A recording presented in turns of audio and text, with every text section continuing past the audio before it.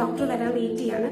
അപ്പം അങ്ങനെ ഞാനത് തീരുമാനിച്ചിങ്ങനെ കിടക്കുന്ന സമയത്താണ് ഫോർച്യുനേറ്റ്ലി അപ്പോൾ ഒരു കുഞ്ഞ് ഉണ്ടായിട്ട് എൻ്റെ മുന്നിലേക്ക് സിസ്റ്റർ എന്ത് ചെയ്യുന്നു, ഒരു പിങ്ക് ടർക്കിക്കകത്ത് പൊതിഞ്ഞിട്ട് ഇങ്ങനെ എടുത്തിട്ട് സിസ്റ്റർ എൻ്റെ ബെഡിന്റെ നേരെ മുന്നിൽ വന്ന് നിന്നു.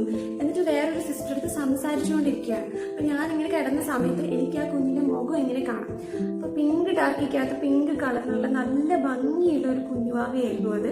അപ്പൊ ഞാനിങ്ങനെ നോക്കുന്ന സമയത്ത് അതിങ്ങനെ പിരുത്ത് കളിക്കുകയാണ്, ഇങ്ങനെ പിരിഞ്ഞ് കളിക്കില്ലേ, അങ്ങനെ കളിക്കുകയാണ് ആ കുഞ്ഞ്. സത്യം പറഞ്ഞാൽ ആ കുഞ്ഞിനെ കണ്ട സ്പോട്ടിൽ എൻ്റെ ഡിസിഷൻ മാറി. ഒരു പക്ഷേ ഇങ്ങനെ പറയുന്നതായിരിക്കും ശരി, ആ കുഞ്ഞാണ് എന്റെ തീരുമാനത്തെ മാറ്റുന്നത്. വേണ്ട എന്ന് വെക്കണമെന്ന് ഉറപ്പിച്ച് തീരുമാനിച്ച് എന്റെ മനസ്സിനെ മാറ്റിയിട്ട് അത് പറയാതെ എന്റെ വായ അടപ്പിച്ചത് ആ കുഞ്ഞാണ്. അപ്പൊ എനിക്ക് ആ കുഞ്ഞിനെ കണ്ടപ്പോ അങ്ങനെ രണ്ടുപേരാണല്ലോ ഉള്ളില്, എങ്ങനെ കളയും എന്നുള്ളൊരു തോന്നലായി. പിന്നെ എനിക്ക് എന്ത് വന്നാലും കുഴപ്പമില്ല, ഞാൻ എങ്ങനെയാണെങ്കിലും സഹിക്കും, ഞാൻ മുന്നോട്ട് പോകും എന്നൊരു ഡിസിഷൻ ഞാൻ എടുത്തിട്ട് ഞാൻ ഡോക്ടറെ അടുത്ത് പോയി.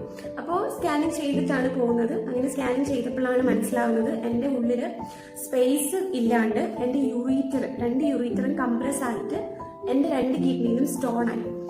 അങ്ങനെ 2 കിഡ്നിക്കകത്തും സ്റ്റോണും പിന്നെ കുഞ്ഞ് അനങ്ങി തുടങ്ങിയത് കൊണ്ട് ഈ മുഴ അവിടെ എവിടെയും ചെന്ന് തട്ടുന്നുണ്ട്. ഈ മുഴ ഇങ്ങനെ അനങ്ങിയിട്ട് കുഞ്ഞ് അനങ്ങുമ്പോൾ മുഴ കൂടെ അനങ്ങുകയാണ്. അപ്പൊ ഇതിന്റെ വേദനയാണ് ഞാൻ ഈ ഫേസ് ചെയ്യുന്നത്. കൂടാണ്ട് എനിക്ക് ഫാറ്റി ലിവറും ഉണ്ടെന്ന് പറഞ്ഞു. അപ്പൊ ഇത്രയും കണ്ടീഷൻസ് ഉള്ളിലുള്ളത് കൊണ്ടാണ് ഈ സഹിക്കാൻ പറ്റാത്ത പെയിൻ ഉള്ളതെന്ന് ഡോക്ടർ പറഞ്ഞു. എനിക്ക് ഡോക്ടർ പറഞ്ഞത് എനിക്ക് ഇരുന്നെടുക്കുന്ന കിടക്കാനും കിടന്നെടുക്കുന്ന എണീക്കാനും പറ്റില്ല, പെയിനാണ്.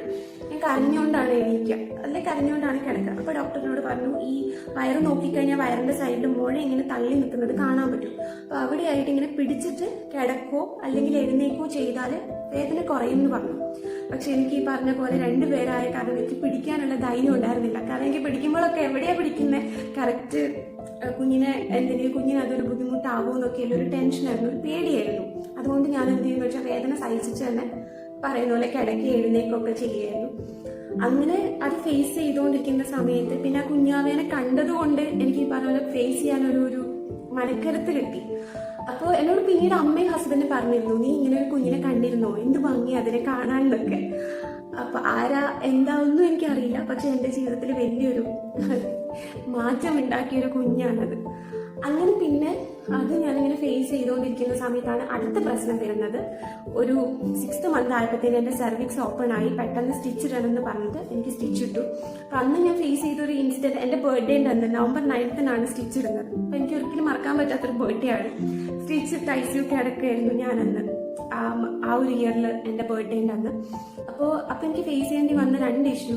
നമുക്ക് അനസ്തേഷ്യ എടുക്കുന്ന കാരണം വെള്ളം കുടിക്കാനോ ഫുഡ് കഴിക്കാനോ ഒന്നും പറ്റില്ല, രാത്രി മുതൽ ഒന്നും കഴിക്കാൻ പാടില്ല. പിന്നെ സർജറി കഴിഞ്ഞ് പിറ്റേ ദിവസം 5 മണിക്ക് നമുക്ക് എന്തെങ്കിലും കിട്ടുള്ളൂ കുടിക്കാൻ. അപ്പൊ ഈ പ്രഗ്നന്റ് ആയിരിക്കുന്ന സമയത്ത് നമുക്കിങ്ങനെ വെള്ളം പോലും കുടിക്കാതെ ഇരിക്കുക എന്ന് പറഞ്ഞാൽ ഭയങ്കര ബുദ്ധിമുട്ടാണ് കേട്ടോ. സാധാരണ കേസിൽ ഇപ്പൊ എനിക്ക് ഡെലിവറി കഴിഞ്ഞ സമയത്തൊന്നും എനിക്ക് അങ്ങനെ തോന്നിയിട്ടില്ല. പക്ഷെ ആ ഒരു സമയത്ത് അതൊരു ഭയങ്കര ബുദ്ധിമുട്ടായിരുന്നു. കാരണം നമുക്കിങ്ങനെ തൊണ്ട വറ്റി പരവശമായിക്കൊണ്ടേയിരിക്കും. നമുക്കങ്ങനെ ദാഹവും വിശപ്പും ഒന്നും വിശപ്പ് അങ്ങനെ ഉണ്ടായിരുന്നില്ല, പക്ഷെ ഒരു ടെൻഡൻസി ഉണ്ട്, അത് നമുക്കങ്ങനെ സഹിക്കാൻ പറ്റില്ല, ഇങ്ങനെ പിടിച്ചു വെക്കാൻ പറ്റില്ല പ്രഗ്നൻസിയിൽ. അതും പിന്നെ ഞാൻ ഫേസ് ചെയ്തത് അനസ്തേഷ്യ തന്ന സമയത്ത് ശ്വാസം കിട്ടാതെ ഒരു വല്ലാത്ത അവസ്ഥയിലേക്കൊരു എനിക്കൊരു മരണവെപ്രാളം പോലെ എനിക്ക് ഫീൽ ചെയ്തിരുന്നു. അപ്പൊ ഞാനത് ഡോക്ടറോട് അതിനുശേഷം പറഞ്ഞിരുന്നു, ഞാനിങ്ങനെ ഫേസ് ചെയ്തു, അതെന്താണ്, എനിക്ക് നല്ല പേടിയായിരുന്നു. കാരണം ഞാൻ എന്തായാലും വീണ്ടും കയറണം, സിസേറിയന് ഞാൻ കയറേണ്ടതാണ്. അപ്പൊ എന്നെ സംബന്ധിച്ച് ഓപ്പറേഷൻ തിയേറ്റർ ഒരു പേടി സ്വപ്നമായിട്ട് മാറി ആ ഒരു ഇൻസിഡന്റിന് ശേഷം. അപ്പൊ ഡോക്ടറിന്റെ അടുത്ത് പറഞ്ഞു, കുഴപ്പമില്ല, അനസ്തേഷ്യ തരുമ്പോൾ അങ്ങനെ സംഭവിക്കാം, അപ്പൊ അത് പ്രശ്നമില്ല, അത് വലിയ കാര്യമാക്കി എടുക്കണ്ട എന്നാണ് ഡോക്ടർ പറഞ്ഞത്. പിന്നെ അതുപോലെ ഞാൻ കിഡ്നി സ്റ്റോണിന്റെ കാര്യമൊക്കെ ഡോക്ടറെ അടുത്ത് ചോദിച്ചിരുന്നു. അപ്പൊ ഡോക്ടർ പറഞ്ഞു, ഈ ഒരു സമയത്ത് നമുക്കൊന്നും ചെയ്യാൻ പറ്റില്ല. അപ്പം എന്നോട് പറഞ്ഞു, എന്റെ കേസ് ഷീറ്റ് വായിക്കാൻ പാടില്ല എന്ന് പറഞ്ഞത് അതുകൊണ്ടാണ്, എന്തിനാണ് വായിച്ചതെന്ന് ചോദിച്ചു. അങ്ങനെ എൻ്റെ അടുത്ത് പറഞ്ഞു, നമുക്കിപ്പം മെഡിസിൻ എടുക്കാനുള്ള ഒരു ഓപ്ഷൻ ഇല്ല, പിന്നെ അത് ഡെലിവറിക്ക് ശേഷം ചിലപ്പോൾ ഇതെല്ലാം നേരെയാവും, അപ്പൊ അതുവരെ നമ്മൾ എന്തായാലും ഫേസ് ചെയ്തേ പറ്റുള്ളൂ എന്ന് പറഞ്ഞു. അങ്ങനെ പിന്നെ സ്റ്റിച്ചൊക്കെ ഇട്ടതിന് ശേഷം മുന്നോട്ട് പോകണം. അപ്പൊ എന്നോട് ഡോക്ടർ പറഞ്ഞത്, നമുക്ക് മാക്സിമം ഇതൊരു 7 മാസം പൂർത്തിയാക്കണം, അത് നമ്മുടെ ഒരു ലക്ഷ്യം. എന്തായാലും ഇത് 9 മന്ത് എത്തില്ല, 9 മാസം എത്തില്ല, അപ്പൊ അവിടെ വരെ നമ്മൾ കഷ്ടിച്ച് എത്തിക്കുക എന്നുള്ളതായിരുന്നു പറഞ്ഞത്. അങ്ങനെ തന്നെ മിംസിലേക്ക് റെഫർ ചെയ്യാണ്. മിംസിലേക്ക് റെഫർ ചെയ്തിട്ട് അവിടുത്തെ HOD അസൂയ മാമിനാണ് എന്നെ റെഫർ ചെയ്തത്. ഒരു ഫസ്റ്റ് വിസിറ്റ് മാത്രമേ ഞാൻ എടുത്തിട്ടുള്ളൂ. അതിനുശേഷം ഞാൻ ഒരു ദിവസം വീട്ടിലിരിക്കുന്ന സമയത്ത് എനിക്ക് ഡെലിവറി പെയിൻ വന്നു. അപ്പോൾ ഡെലിവറി പെയിൻ വന്ന സമയത്ത് എനിക്ക് ഡെലിവറി പെയിൻ മനസ്സിലായിട്ടില്ല. അത് മനസ്സിലാവാണ്ടിരുന്നൊരു റീസൺ എന്ന് പറയുന്നത്, ഒന്നാമത്തെ കാര്യം 7ാം മാസം ഡെലിവറി നടന്ന റിസ്ക് ആണ്. കുഞ്ഞിന്റെ കാര്യം, 2 മക്കളാണ്, ഒരു കുട്ടിക്ക് വെയിറ്റ് കുറവാണ്.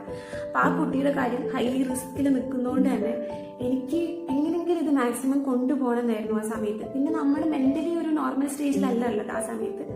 ഹൈലി മൂഡ് സ്വിങ്സും സ്ട്രെസ്സും ഒക്കെ ഉള്ള ഒരു സമയത്ത് നമ്മൾ ബുദ്ധിപൂർവ്വം ഒന്നും ചിന്തിക്കില്ല. അപ്പം ആ സ്റ്റേജും പിന്നെ അതിന്റെ കൂടെ ഞാൻ മുന്നേ അനുഭവിച്ച പെയിൻ വെച്ച് നോക്കുമ്പോൾ ഡെലിവറി പെയിൻ എനിക്ക് വലിയ പെയിൻ ആയിരുന്നില്ല. സത്യസന്ധമായിട്ട് പറയട്ടെ, എനിക്ക് ഡെലിവറി പെയിൻ തുടങ്ങിയ സമയത്ത് ഗ്യാപ്പ് ഉണ്ട്, ചെറിയൊരു പെയിൻ, പിന്നെ ഗ്യാപ്പ് ഉണ്ട്. ഈ ഗ്യാപ്പ് കഴിഞ്ഞ് വരുന്ന പെയിനിന്റെ അളവ് കൂടി വരികയാണ്. അപ്പൊ എനിക്ക് തലേന്ന് രാത്രി പെയിൻ വന്നിട്ട് പിറ്റേന്ന് രാത്രി ആയപ്പോൾ ഏകദേശം ഒരു രാത്രി ആയപ്പോഴത്തേനും എനിക്ക് ബുദ്ധിമുട്ടായി തുടങ്ങി. എനിക്ക് നിൽക്കാനും നടക്കാനും വർത്താനം പറയാനൊന്നും പറ്റത്തില്ല. കുഴഞ്ഞു പോകാൻ തുടങ്ങി. ഞാനിങ്ങനെ കുഴഞ്ഞു പോവാ പറയില്ലേ, ആ ഒരു അവസ്ഥയിലേക്ക് എത്തി. പക്ഷെ എന്നാലും എനിക്ക് ആ വേദന സഹിക്കാൻ പറ്റുന്നുണ്ടായിരുന്നു. മറ്റേ വേദന പോലെ ഒരു അസഹനീയമായിട്ടുള്ളൊരു വേദന ആയിരുന്നില്ല എനിക്ക് ഡെലിവറി പെയിൻ വന്നപ്പോൾ. അങ്ങനെ എൻ്റെ അവസ്ഥ കണ്ടിട്ട് അമ്മയാണ് പറയുന്നത്, നമുക്ക് ഇത് വെച്ചുകൊണ്ടിരിക്കാൻ പറ്റില്ല, ഹോസ്പിറ്റലിലേക്ക് പോകണം, ഇത് പന്തികേടുണ്ടെന്ന് പറയുന്നത്. ഇപ്പം എൻ്റെ ഹസ്ബൻഡ് വിളിച്ചു. പക്ഷെ ഞാൻ എന്നോട് പറഞ്ഞു കുഴപ്പമൊന്നുമില്ല, ഞാൻ ഓക്കെയാന്ന് പറഞ്ഞു വെച്ചു. കാരണം ആൾ നാട്ടിലില്ല, ആളപ്പോൾ കാസർഗോഡ് കാഞ്ഞങ്ങാടാണ്. സോ ഞാൻ പറഞ്ഞില്ല, എനിക്ക് ഇങ്ങനെ ബുദ്ധിമുട്ടുള്ള കാര്യം ഞാൻ അറിയിച്ചില്ല. അങ്ങനെ പിന്നെ എമർജൻസി ആയിട്ട് ഇവിടുന്ന് അച്ഛനും അമ്മയും എന്നെ മിക്സിലേക്ക് കൊണ്ടുപോയി എന്താണെന്നറിയാൻ വേണ്ടി. അവിടെ ചെന്നപ്പോഴാണ് അറിയുന്നത് ഹൈ കോൺട്രാക്ഷൻ ആണെന്നും വന്നത് ലേറ്റ് ആയി പോയി എന്നൊക്കെയുള്ളത്. അങ്ങനെ പിന്നെ ഞാൻ ലേബർ റൂമിൽ കിടക്കുമ്പോൾ എനിക്ക് ഇപ്പോഴും ഓർമ്മയുണ്ട്, സിസ്റ്റർമാരൊക്കെ ഒരു ഭയങ്കര ഒരു എന്താ പറയുക, ഒരു വല്ലാത്ത അവസ്ഥയിൽ അങ്ങോട്ടും ഇങ്ങോട്ടും ഓടുന്നു. എൻ്റെ അടുത്ത് വന്നിട്ട് പറഞ്ഞു, ഡോക്ടറല്ലേ, എന്തിനാണ് ഇങ്ങനെ ചെയ്യാൻ പാടുണ്ടോ, തലേന്ന് പെയിൻ വന്നിട്ട് ഇപ്പോഴാണോ വരുന്നത്, ഇത് ഹൈ കോൺട്രാക്ഷൻ ആണ്, നേരത്തെ വരണ്ടായിരുന്നോ എന്നൊക്കെ ഇങ്ങനെ അവർ പറയാണ്. അവരും ഭയങ്കര ടെൻഷൻ അടിച്ച് നിൽക്കുകയാണ്. അങ്ങനെ എൻ്റെ ഡോക്ടർക്ക് എത്താൻ പറ്റാത്തൊരു സിറ്റുവേഷൻ ആണെന്ന് അറിയുന്നു. ഡോക്ടർക്ക് ഒരു രീതിയിലും എത്തിപ്പെടാൻ പറ്റില്ല. അങ്ങനെ ഒരു ഭയങ്കര ഒരു വല്ലാത്ത അവസ്ഥയിൽ ഇങ്ങനെ ലേബർ റൂമിൽ കിടക്കുമ്പോൾ എൻ്റെ വയറ്റിലൊരു ബെൽറ്റ് പോലെ ഒന്ന് ഇട്ടിട്ട് പറഞ്ഞു, കുഞ്ഞ് അനങ്ങുന്നുണ്ടെങ്കിൽ ഇങ്ങനെ പ്രസ് ചെയ്യാൻ പറഞ്ഞു. കുഞ്ഞിന് അനക്കമുണ്ടോ എന്ന് അവർ ചെക്ക് ചെയ്യാണ്. അപ്പോൾ ഓരോ ഡോക്ടർമാർ വന്ന് ഇങ്ങനെ നോക്കുന്നുണ്ട്. അങ്ങനെ നിൽക്കുമ്പോഴാണ് ഒരു വ്യക്തി ഒരു പ്രകാശം കയറി വരുന്ന മാതിരി ലേബർ റൂമിൽ എൻ്റെ അടുത്തേക്ക് വരുന്നത്.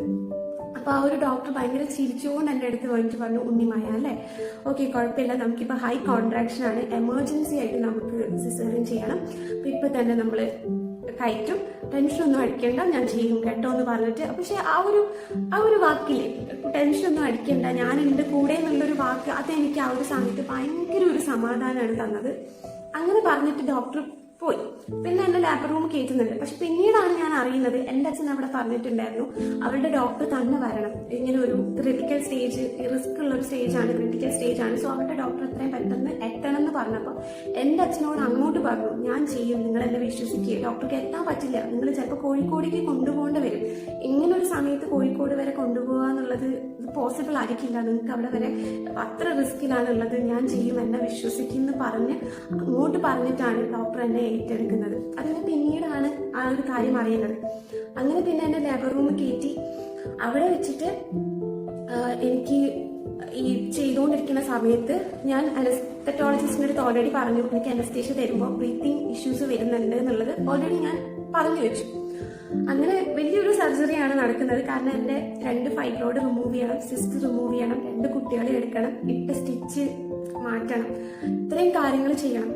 അങ്ങനെ എനിക്ക് അനസ്തേഷ്യ തന്ന് കുറച്ച് കഴിഞ്ഞപ്പോഴത്തേനും പ്രതീക്ഷിച്ച പോലെ തന്നെ എൻ്റെ ബ്രീത്ത് കിട്ടാണ്ടായി തുടങ്ങി. അതായത് എനിക്ക് ചെസ്റ്റിൽ ഹെവിനെസ് ആയി, എനിക്ക് ശ്വാസം എടുക്കാൻ പറ്റുന്നില്ല. അപ്പോൾ കുഞ്ഞിനെ 2 പേരെ എടുത്തു. കാരണം ഞാൻ 2 കരച്ചിൽ കേട്ടു. എനിക്ക് എൻ്റെ കുഞ്ഞുങ്ങളെ കാണാൻ പറ്റിയിട്ടില്ല, ഞാൻ കണ്ടിട്ടില്ല.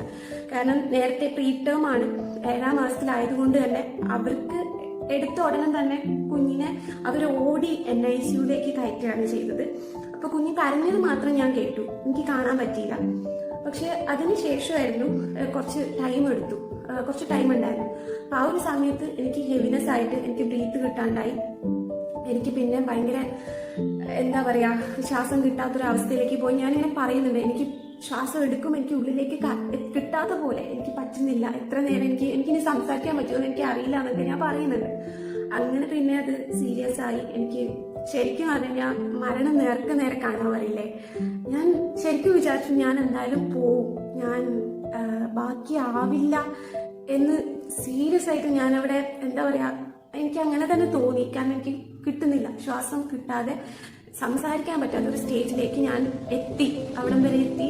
ഞാനിങ്ങനെ ശരിക്കും പറഞ്ഞാൽ ആദ്യമായിട്ടാണ് എനിക്ക് മരിക്കാൻ പേടിയാവുന്നത്. കാരണം ഞാൻ പുറത്ത് രണ്ടുപേരെ കരഞ്ഞിട്ട്, ആ കരച്ചിൽ മാത്രമാണ് എൻ്റെ മൈൻഡിലുള്ളത്. പോയാൽ എന്താക്കും എന്നൊരു അങ്ങനത്തെ ഒരു അവസ്ഥയില്ലേ. കാരണം മരിക്കാനുള്ള ആ ഒരു ഭയം എനിക്ക് വന്നത് അപ്പോഴാണ്. കാരണം എന്നെ ഡിപ്പെൻഡ് ചെയ്തിട്ടല്ലേ, എന്നെ മാത്രം ഡിപ്പെൻഡ് ചെയ്തിട്ട് രണ്ടുപേര് പുറത്ത് കിടപ്പുണ്ട്. അപ്പം അത് ആലോചിച്ചിട്ട് എനിക്ക് എന്താ പറയാ, പേടിയായിരുന്നു. മരിക്കാനൊരു എനിക്ക് തന്നെ പോവരുത് എന്നുള്ളൊരു ഇതില്ലേ, അങ്ങനത്തെ ഒരു സ്റ്റേജിലാണ് ഞാനിപ്പോൾ നിൽക്കുന്നത്. അങ്ങനെ അവർ പെട്ടെന്ന് എനിക്ക് എന്തോ തന്നു, എന്താ തന്നതെന്ന് എനിക്കറിയില്ല. എന്തോ തന്നതിന് ശേഷം ഞാൻ വോമിറ്റ് ചെയ്തു. വോമിറ്റ് ചെയ്ത് ഞാൻ ഇങ്ങനെ ശബ്ദം ഇങ്ങനെ സൗണ്ട് ഇങ്ങനെ കേട്ടോണ്ടിരിക്കുന്നുണ്ട്. അടുത്തുള്ള ആൾക്കാരൊക്കെ എനിക്ക് കാണാൻ പറ്റും. അപ്പൊ അവിടെ നിന്ന് ഇങ്ങനെ ചോദിക്കുന്നുണ്ട്, ഡോക്ടർ സ്കിന്നെത്തിയോ എന്ന് ചോദിക്കുന്നുണ്ട്. ആൻഡ് സീരിയസ്ലി ആ ഡോക്ടർ വളരെ ഫാസ്റ്റ് ആയിട്ട് തന്നെ അത് കംപ്ലീറ്റ് ചെയ്തു. അങ്ങനെ ആ ഒരു സർജറി കംപ്ലീറ്റ് ചെയ്ത് ഡോക്ടർ വന്നിട്ട് എനിക്ക് എൻ്റെ ഫൈബ്രോയിഡ് കാണിച്ചു തന്നു. എൻ്റെ അടുത്ത് കാര്യങ്ങളൊക്കെ പറഞ്ഞു, എല്ലാം ക്ലിയർ ചെയ്തു, റിമൂവ് ചെയ്തു. ഇപ്പൊ കംപ്ലീറ്റ്ലി ഓക്കെയാണ്, കുഴപ്പമൊന്നുമില്ല. കുഞ്ഞുങ്ങൾ രണ്ടുപേരും കരഞ്ഞിട്ടുണ്ട്, ടെൻഷനൊന്നും അടിക്കേണ്ട എന്ന് പറഞ്ഞിട്ട് എന്നെ ICUലേക്ക് മാറ്റാണ്. അപ്പൊ ICUലേക്ക് മാറ്റി. അപ്പൊ ആ ഒരു ഡോക്ടർ പേരാണ് കൗശിക്. അതുകൊണ്ട് തന്നെ എനിക്ക് എൻ്റെ മോന് പേരിടുന്ന സമയത്ത് രണ്ടാമതൊന്നും ആലോചിക്കേണ്ടി വന്നിട്ടില്ല. ഞാൻ എൻ്റെ മോന് പേരിട്ടത് ഡോക്ടർ പേര് തന്നെയാണ്, കൗശിക് എന്നാണ് ഞാൻ പേരിട്ടത്. കാരണം എനിക്ക് തോന്നുന്നു ഇതിലും ബെറ്റർ ഒരു നെയിം എനിക്ക് ഒരിക്കലും കിട്ടാൻ പോകുന്നില്ല. കാരണം എൻ്റെ രണ്ട് മക്കളുടെ ജീവനം രക്ഷിച്ച ഒരു വ്യക്തിയാണ്. തീർച്ചയായിട്ടും നാളെ എൻ്റെ മോൻ എന്തായാലും ചോദിക്കും എന്തുകൊണ്ടാണ് എനിക്ക് ഈ പേരിട്ടേന്നുള്ളത്. കാരണം എല്ലാ മക്കളും ചോദിക്കുന്ന കാര്യമാണ് വൈ ദിസ് നെയിം എന്നുള്ളത്. സോ എനിക്ക് അവൻ്റെ അടുത്ത് പറഞ്ഞു കൊടുക്കാൻ പറ്റുന്ന എനിക്ക് തോന്നുന്നു ഏറ്റവും നല്ലൊരു റീസൺ ആണിത്. അങ്ങനെ പിന്നെ എനിക്കൊരിക്കലും മറക്കാൻ പറ്റില്ല ഡോക്ടറെ, ഒരിക്കലും മറക്കാൻ പറ്റില്ല. കാരണം എൻ്റെ ഏറ്റവും വേഴ്സ്റ്റ് അവസ്ഥയിൽ എനിക്ക് അത്രയും കരുത്ത് തന്ന ഒരു മനുഷ്യനാണ്. ഓക്കെ, അപ്പൊ ഇതാണ് എൻ്റെ ഒരു വലിയ സ്ട്രഗ്ലിംഗ് പ്രഗ്നൻസി ജേർണി എന്ന് പറയുന്നത്. അപ്പോൾ എൻ്റെ മോന്റെ പേരാണ് കൗശിക് മാധവ്, എൻ്റെ മോന്റെ പേരാണ് ഇഷാലക്ഷ്മി. അപ്പൊ എൻ്റെ ഈ രണ്ട് മക്കളും എനിക്ക് എന്താണ് സമ്മാനിച്ചതെന്ന് ചോദിച്ചു കഴിഞ്ഞാൽ self respect and self love ആണ്. എൻ്റെ മദർഹുഡിലൂടെ ഞാൻ നേടിയത് അതാണ്. ഇന്ന് ഈ ലോകത്ത് ഞാൻ ഏറ്റവും കൂടുതൽ ബഹുമാനിക്കുന്നത് ആരെയാണെന്ന് ചോദിച്ചാൽ അത് എന്നെ തന്നെയാണ്. ഏറ്റവും കൂടുതൽ സ്നേഹിക്കുന്നത് ആരെയാണെന്ന് ചോദിച്ചാൽ എന്നെ തന്നെയാണ്. കാരണം ഈ ഒരു യാത്രയിൽ എവിടെയും പതറിപ്പോവാതെ, വീണ് പോവാതെ മുന്നോട്ടേക്ക് പോയതിനും തലയുയർത്തി നിന്നതിനും എനിക്ക് എന്നോട് ഒരുപാട് നന്ദിയുണ്ട്. അതിനെന്നെ സഹായിച്ച സർവേശ്വരനോട് ഞാൻ സത്യം പറഞ്ഞാൽ നന്ദി പറയാണ്. കാരണം സ്ട്രോങ് ആയി നിൽക്കാനും സ്ട്രോങ് ആയി ഡിസിഷൻ എടുക്കാനും സ്പിരിച്വാലിറ്റി എന്നെ ഒത്തിരി സഹായിച്ചിട്ടുണ്ട്. അതെ, എന്നെ ഞാനാക്കി മാറ്റിയത്, എന്നെ ഇത്രയും സ്ട്രോങ് ആക്കി മാറ്റിയത് സ്പിരിച്വാലിറ്റിയാണ്. ഇന്ന് സ്പിരിച്വാലിറ്റി എന്താണെന്ന് ചോദിച്ചാൽ വ്യക്തമായിട്ടുള്ള ഒരു ആൻസർ എനിക്കുണ്ട്.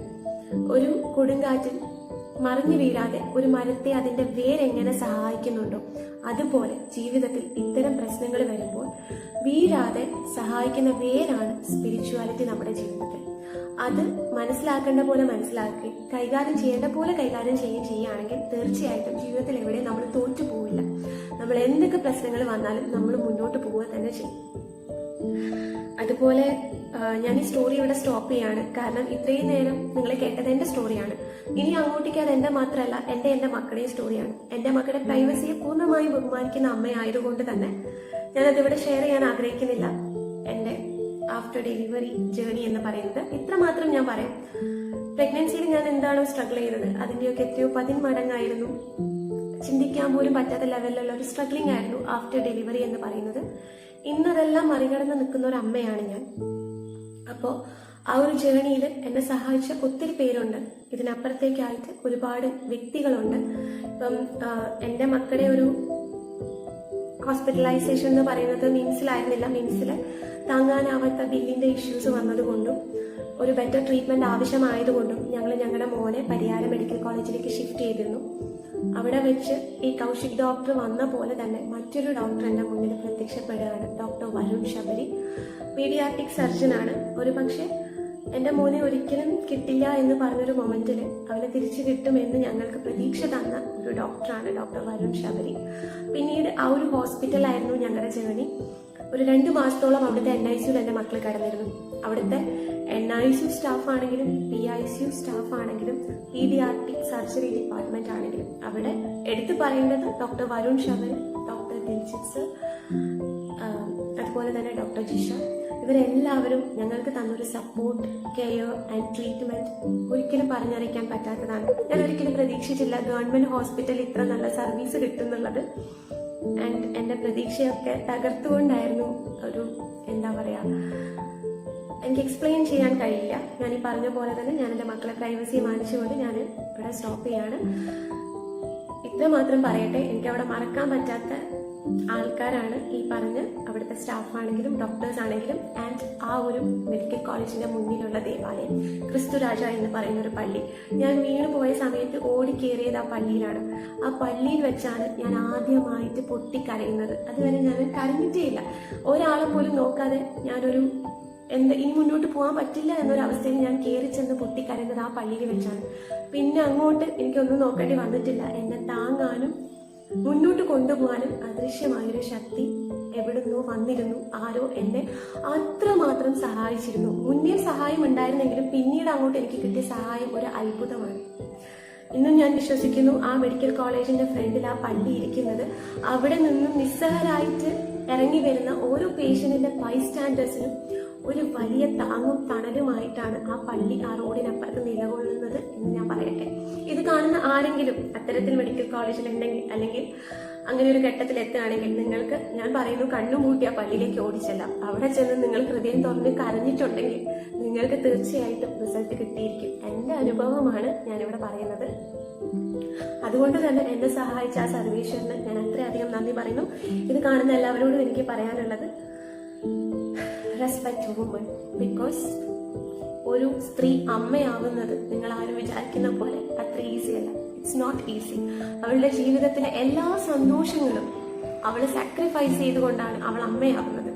അതുകൊണ്ട് നിങ്ങളുടെ അമ്മയും റെസ്പെക്ട് ചെയ്യുക. നിങ്ങളുടെ കൺമുന്നിൽ അമ്മയാവുന്ന എല്ലാവരെയും റെസ്പെക്ട് ചെയ്യുക. നിങ്ങളെ കൊണ്ട് കഴിയുന്ന വിധം സപ്പോർട്ട് ചെയ്യുക.